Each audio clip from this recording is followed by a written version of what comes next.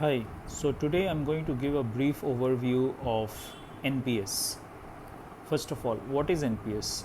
NPS stands for National Pension System, and it is a scheme introduced by the central government of India to provide a means to give regular income post retirement to the different citizens of the country.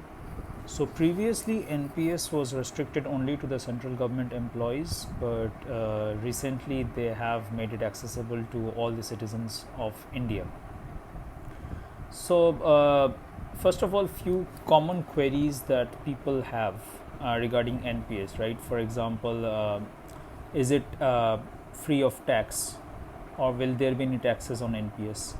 So, first of all, I think I would like to explain the tax implications of NPS.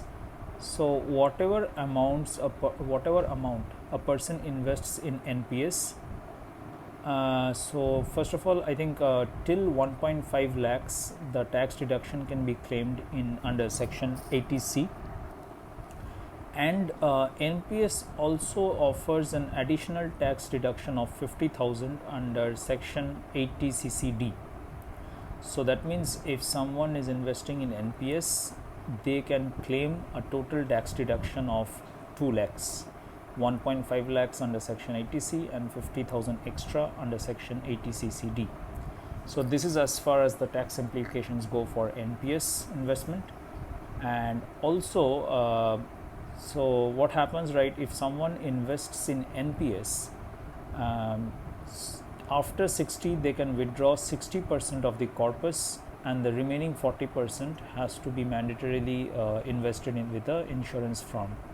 So the 60% that the person can withdraw before post retirement, that is after the age of 60, previously that used to be taxed by the government, but as per the latest income tax act, or as per the latest budget, the government has declared that that amount will be tax free. So the 60% of the corpus that people will withdraw from NPS after the age of 60 will now be tax free. You don't have to pay any taxes for that. So continuing on that point, so you must remember that the investment in NPS is purely for retirement. So that's why the government has made a rule that if someone is investing in NPS, they would not be able to withdraw the money before the age of 60. There are certain exceptions though in that case, which I'll discuss in some time. But under normal circumstances, people cannot withdraw the money from NPS before they turn 60. And post 60, they cannot withdraw the 100% of the amount as well. They can withdraw only up to 60%, which will be tax free, and the remaining 40% has to remain invested in a registered government insurance firm. And what will happen post that is that insurance firm will provide a monthly pension to the investor from that 40% of the corpus which is invested with them, but the investor cannot withdraw the entire 100% of the corpus. So that is one thing. Okay, but there are few exceptions in which the investor can withdraw a certain portion of the money in case of some financial requirements, like for example child's marriage or higher education or any critical financial goal.